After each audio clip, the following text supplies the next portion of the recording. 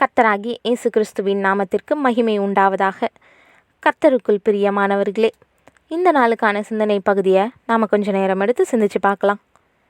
நம்ம சின்ன பிள்ளையாக இருக்கும்போது நம்மளுடைய பெற்றோர்கள் நமக்கு எதை செய்யணும், இல்லை நாம் என்ன செய்யணும்னு தீர்மானிக்கிறாங்களோ அதையே நாம் ஏற்றுக்கிட்டோம்.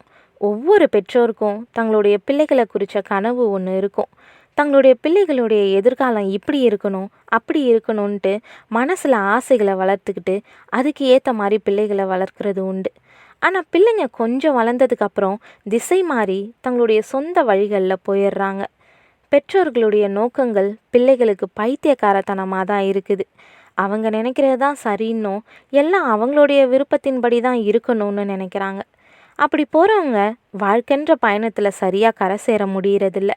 இப்படி தான் தேவன் நம்மளை உருவாக்கி அவருடைய சுதந்திரத்தை கொடுத்து நம்மளை ராஜாக்களாக வைக்க விரும்பினாலும் நம்ம சேற்றில் புரளக்கூடிய பன்றிக்கு ஒப்பாக சிற்றின்பத்தில் மூழ்கி வாழவே விரும்புகிறோம். இதை குறித்து ஒரு உதாரணம் மூலம் இன்றைக்கி நாம் சிந்திக்க நேரம் எடுத்துக்கொள்ளலாம்.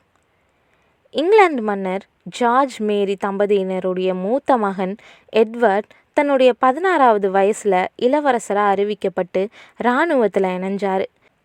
எல்லார்கிட்டையும் ஈஸியாக பழகக்கூடிய குணமுடைய இவரை தாயார் மேரி, இங்கிலாந்து ராஜாவாக போகிற நீ இப்படி எல்லார்கிட்டையும் பழகக்கூடாதுன்னு சொல்லி சொன்னாங்க.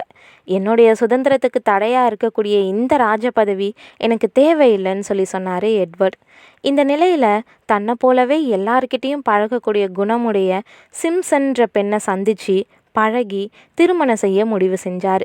ஆனால் சிம்சன் ஏற்கனவே திருமணமாகி 2 முறை விவாகரத்து செய்யப்பட்டவங்க. இதை கேள்விப்பட்ட தாயார், ஒரு ராஜாவாக போகிறவனுக்கு இது தகுதியானது இல்லைன்னு சொல்லி கதறி அழுதாங்க. ஒருவேளை அந்த பெண்ணையே திருமணம் செஞ்சா ராஜ பதவி உன்னுடைய தம்பிக்கு கொடுக்கப்படும், நீ இந்த நாட்டில் இருக்கக்கூடாதுன்னு மிரட்டியும் பார்த்துட்டாங்க. என்னுடைய காதலுக்காக இங்கிலாந்து ராஜ பதவியை துறக்கிறன்ட்டு எட்வர்ட் சொல்லிட்டு காதலியை மனம் முடிச்சு பிரான்ஸ் தேசத்துக்கு போயிட்டார். அவள் அநேக ஆண் நண்பர்களோட தொடர்பு உடையவளாக இருந்தா.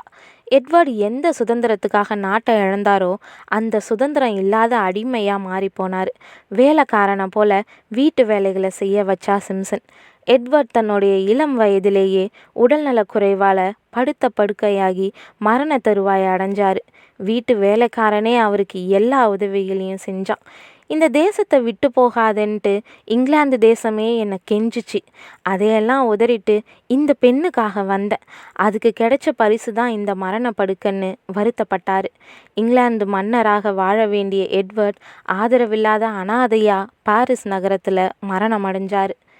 பிரியமானவர்களே, உன்னை தாயின் கருவில் உருவாக்கும் முன்னே உன்னை அறிஞ்சு இப்போ வர நடத்தி வர்ற தேவன் உன்னுடைய வாழ்க்கையினுடைய மிக சிறந்த திட்டத்துக்கு நேராகவே உன்னை நடத்தி கொண்டிருக்கிறாரு.